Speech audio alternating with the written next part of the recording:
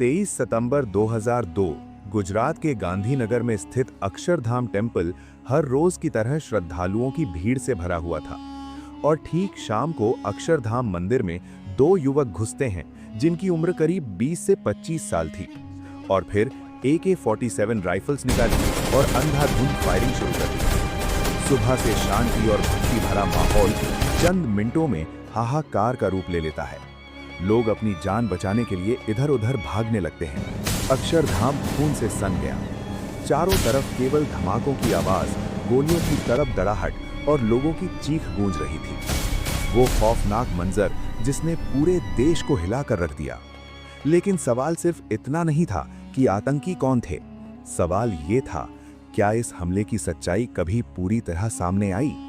आज हम उसी रात की कहानी खोलेंगे जिसने पूरे देश को हिला दिया था। अक्षरधाम परिसर 23 एकड़ में फैला भव्य परिसर अपनी सुंदरता और भव्यता के लिए मशहूर था। मंदिर के अलावा अक्षरधाम में multimedia shows, exhibition hall, cafes, book stall और गार्डन भी हैं। अपनी सुंदरता और भव्यता के लिए मशहूर अक्षरधाम में हर रोज की तरह आज भी सब कुछ सामान्य था। जहां भक्तजन पूजा पाठ में डूबे हुए थे कि तभी शाम के 4:45 पर मंदिर के गेट नंबर 3 के पास एक व्हाइट कार आकर रुकती है। कार में से 20 से 25 साल के दो लड़के उतरते हैं। दोनों ने अपनी पीठ पर एक बड़ा सा बैग लटका रखा था और दोनों ने जैकेट ऐसे पहन रखी थी जैसे अंदर कोई बड़ी चीज छुपा रखी हो। अक्षरधाम परिसर के हर दरवाजे पर चेकिंग के लिए वॉलंटियर गार्ड मौजूद थे जो अंदर जाने से पहले सभी लोगों और उनके सामान की जांच कर रहे थे। ये देखकर गेट से एंट्री करने के बजाय 7 फुट की दीवार फांदकर परिसर के पार्क में एंटर कर जाते हैं। इसके बाद दोनों आतंकी अपनी बंदूकें निकाल लेते हैं और तेजी के साथ अक्षरधाम की मेन बिल्डिंग की ओर आगे बढ़ने लगते हैं। गेट नंबर 3 से मंदिर के मेन भाग तक पहुंचने लगते हैं और ताबड़तोड़ गोलियां चलाने लगते हैं। गोलियों के साथ साथ वो बीच बीच में भीड़ वाली जगहों पर ग्रेनेड्स भी फेंकने लगते हैं। चारों तरफ गोलियों और धमाकों की आवाजों से पूरा अक्षरधाम परिसर थर्रा उठता है। सुबह से यहाँ फैली शांति चीख पुकार में बदल जाती है। लोग अपनी जान बचाने के लिए इधर उधर भागने लगते हैं जिससे वो अफरा तफरी मच जाती है। आतंकी इस तरह से गोलियां चला रहे थे जैसे कोई वीडियो गेम खेल रहे थे। एक माँ सुमित्रा अपने 2 मासूम बच्चों के साथ भाग रही थी। आतंकियों ने पहले उसे गोली मारी और फिर उसके सामने ही उसके 3 और 4 साल के बच्चों को छलनी कर दिया। यहाँ उनका सिर्फ एक ही मकसद था, ज्यादा से ज्यादा लोगों की मौत। इसलिए जो भी उन्हें दिखाई पड़ रहा था उसे उन पर गोलियां चला रहे थे और कई लोग घायल अवस्था में डर के मारे कोनों में छिपे हुए थे कि तभी मिनिस्टर नरेंद्र मोदी को भी अक्षरधाम अटैक के बारे में पता चला और सीएम नरेंद्र मोदी ने बड़े खतरे को भांपते हुए दिल्ली फोन करके deputy prime minister Lal Krishna Advani से जल्द NSG कमांडोज को अक्षरधाम भेजने को कहा। उधर आतंकी उसी पार्क से मल्टीमीडिया थिएटर के अंदर घुस आए। यहाँ भी आतंकियों ने आव देखा न ताव और अंधाधुंध फायरिंग शुरू कर दी।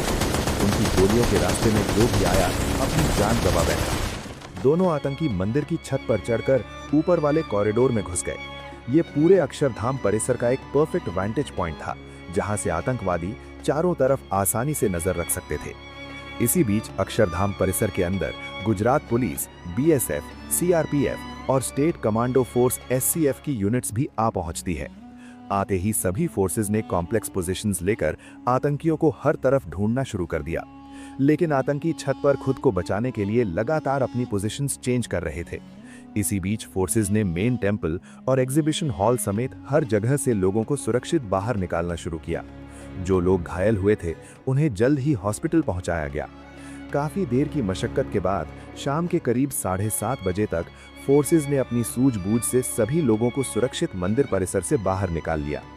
जो आतंकी काफी देर से चूहे की तरह बिल में छुपे हुए थे उन्होंने लोगों के निकाले जाने के दौरान परिक्रमा एरिया में कूदकर सिक्योरिटी फोर्सेस पर गोलियां बरसानी शुरू कर दी। बदले में भारतीय सिपाहियों ने भी गोली का जवाब गोली से दिया, जिसके बाद दोनों तरफ से भयंकर गोलीबारी शुरू हो गई। गुजरात पुलिस के लिए ये पहला मौका था जब उनका सामना आतंकियों से हो रहा था। दोनों तरफ से हेवी फायरिंग जारी थी। इसी बीच आतंकियों के साथ मुठभेड़ में state commando Arjun Singh game और अल्लाह रखा उनाट जाम शहीद हो गए। अपने साथियों की मौत से स्टेट कमांडोज को गहरा धक्का लगा उन्हें गुजरात पुलिस, बीएसएफ और सीआरपीएफ के साथ मिलकर आतंकियों का सामना करते हुए कई घंटे हो चुके थे। उन्होंने रात के 10:10 पर terrorist wing special action group SEG के हेड ब्रिगेडियर राज सीतापति के नेतृत्व में एनएसजी के 35 कमांडोज ने शुरू किया। चुनौती बड़ी थी, अंधेरा था, आतंकी ऊंचे कॉरिडोर वांटेज पॉइंट पर थे। ब्रिगेडियर राज सीतापति के लिए सबसे बड़ी दिक्कत ये थी कि मंदिर के आसपास कोई ऐसी बिल्डिंग नहीं थी जहां उनके स्नाइपर्स पोजीशन लेकर इन आतंकियों का जल्दी से खात्मा कर सके, और सख्त आदेश था कि मंदिर के ढांचे को नुकसान नहीं पहुंचना चाहिए, और सब्र के साथ एक एक कदम बढ़ा रहे थे। इनमें से एक मेजर तुषार जोशी भी थे। मेजर तुषार जोशी और सूबेदार सुरेश चंद यादव जैसे वीरों ने अपनी जान की परवाह नहीं की। सूबेदार यादव ने एक आतंकी को तो ढेर कर दिया, लेकिन खुद वीर गति को प्राप्त हुए। अगली सुबह 6:41 तक दोनों आतंकियों को खत्म कर दिया गया। इस हादसे में 33 लोगों को मार डाला था आतंकियों ने, जिनमें कई बच्चे, महिलाएं और बूढ़े लोगों के अलावा डिफेंस फोर्सेस के भी 3 जवान थे। कई जवान घायल भी हुए थे। लाल कृष्ण आडवाणी 24 सितंबर की शाम ही गुजरात आकर चीफ मिनिस्टर नरेंद्र मोदी के साथ स्थिति का जायजा ले रहे थे। उस समय प्राइम मिनिस्टर अटल बिहारी वाजपेयी मालदीव्स के दौरे पर थे। अक्षरधाम हमले का पता चलते ही उन्होंने अपना दौरा बीच में ही कैंसिल कर दिया और 25 सितंबर को वो भी अक्षरधाम मंदिर आ पहुंचे। इस तरह बड़े बड़े लीडर्स की मौजूदगी और स्टेट पुलिस की सतर्कता की वजह से गुजरात में शांति कायम रही। टेम्पल ट्रस्ट ने हमले के 14 दिन बाद 7 अक्टूबर 2002 को मंदिर को दर्शन के लिए दोबारा खोल दिया गया। आतंकियों के मारे जाने के तुरंत बाद गुजरात पुलिस ने इस हमले के पीछे जिम्मेदार लोगों को पकड़ने के लिए इन्वेस्टिगेशन शुरू कर दी। आतंकियों की जेब से सुरक्षा बलों के हाथ एक लेटर लगा था, जिसमें उर्दू में एक आतंकी संगठन तहरीक-ए-कसस का जिक्र था। लेटर में यह भी लिखा था कि अक्षरधाम पर हमला गुजरात दंगों में मारे गए मुसलमानों का बदला लेने के लिए किया गया है। पुलिस ने उस व्हाइट कार के रजिस्ट्रेशन नंबर के सहारे उसके ओनर को भी ढूंढना शुरू किया, जिससे दोनों आतंकी अक्षरधाम तक आए थे। इन्वेस्टिगेशन में पता चला कि गाड़ी मनसुख आचार्य के नाम पर रजिस्टर्ड थी और हमले वाले दिन इस गाड़ी को राजू ठाकुर नाम का शख्स चला रहा था। गुजरात पुलिस के चीफ के चक्रवर्ती ने ओनर मनसुख आचार्य और ड्राइवर राजू ठाकुर दोनों को पुलिस स्टेशन बुलाकर इंटरोगेट किया। राजू ठाकुर ने कंफर्म किया कि 24 सितंबर को 2 लोग उसकी गाड़ी से दिन के 2 बजे कालूपुर रेलवे स्टेशन से अक्षरधाम टेम्पल आए थे, लेकिन उनका क्या इरादा था इसका उसे तब कोई अंदाजा नहीं था। ड्राइवर ने आतंकियों की फोटो देखकर उनकी पहचान भी की, लेकिन अभी तक पुलिस ये पता नहीं लगा पाई थी कि उन दोनों आतंकियों के क्या नाम थे और वो दोनों कहां से आए थे। ऐसे में पुलिस को बड़ी सफलता पाकिस्तान के एक अखबार में छपी एक कंडोलेंस एडवर्टीजमेंट से लगी। अटैक के केवल 3 दिन बाद 27 सितंबर को पाकिस्तानी अखबार में 2 लोगों की फोटो उनके नाम के साथ एक शोक संदेश के रूप में छपी थी। जब अखबार वाली फोटो को अक्षरधाम में मारे गए आतंकियों की फोटो से मिलाया गया तो दोनों फोटोज मैच कर गईं। इसके जरिए पुलिस को आतंकियों की पहचान का पता चल सका कि दोनों आतंकियों के नाम मोहम्मद अमजद और हाफिज यासीन थे, जिनका संबंध तहरीक-ए-कसस के साथ साथ लश्कर-ए-तैयबा और जैश-ए-मोहम्मद जैसी टेररिस्ट ऑर्गेनाइजेशन से भी था। अक्षरधाम हमले की जांच शुरू में लोकल क्राइम ब्रांच कर रही थी, लेकिन बाद में इस केस को एंटी टेररिस्ट स्क्वाड एटीएस को ट्रांसफर कर दिया गया।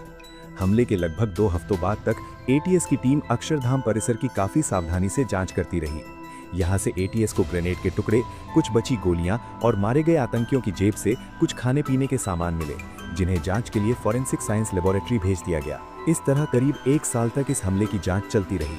29 अगस्त 2003 को city police commissioner KR. Kaushik ने मीडिया को बताया कि अक्षरधाम अटैक से जुड़े 5 लोगों को गुजरात के अलग अलग हिस्सों से अरेस्ट किया गया है, जिन्होंने दोनों आतंकियों की मदद की थी। इनमें सलीम हनीफ शेख, अल्ताफ अकबर हुसैन मलिक, आदम सुलेमान अजमेरी, मुफ्ती अब्दुल कय्यूम मंसूरी और मौलाना अब्दुल अमिया के नाम थे।